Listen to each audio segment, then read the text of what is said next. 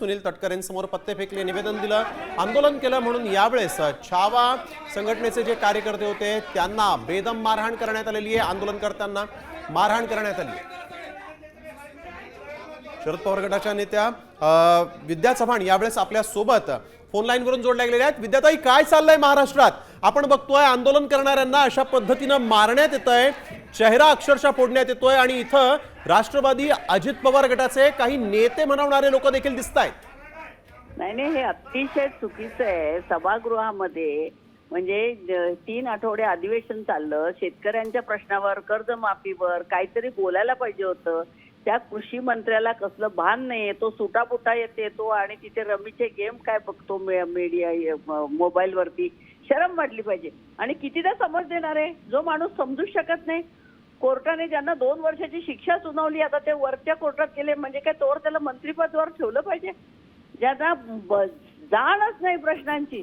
आणि आता पत्रकार परिषदेमध्ये तटकरे साहेब स्वतः हात जोडून ऐकून घेत आहेत, तिथे संजय बनसोडे बसले, ते शांतपणे, सिक्युरिटी गार्ड त्यांना थांबवत आहेत आणि हे राष्ट्रवादीचे कार्यकर्ते आहेत। एकेकाळी तुम्ही शरद पवार साहेबांबरोबर होता, अशा हाणामाऱ्या कधीही केलेल्या नाही आहेत। मग आता काय झालंय?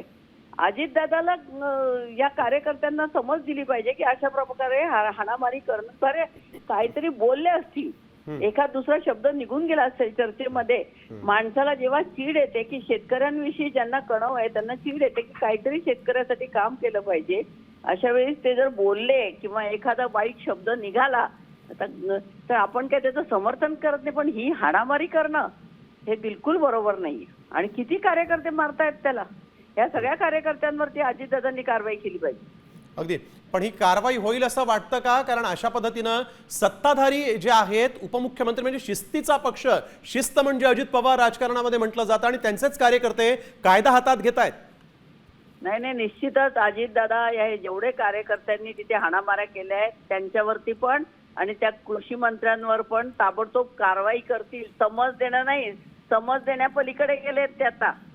समज बिमज काही नाही, आता त्यांना काढून टाका आणि एखाद्या चांगल्या माणसाला द्या, अगदी याला शेतीची जाण असेल, जो काहीतरी काम करू शकेल अशाला। बिलकुल। धन्यवाद विद्याताई, आपण दिलेल्या सविस्तर माहितीसाठी। आता isakal.com आहे देशातील नंबर 1 ची मराठी न्यूज वेबसाईट। प्रत्येक अपडेटसाठी isakal.com ला नक्की भेट द्या।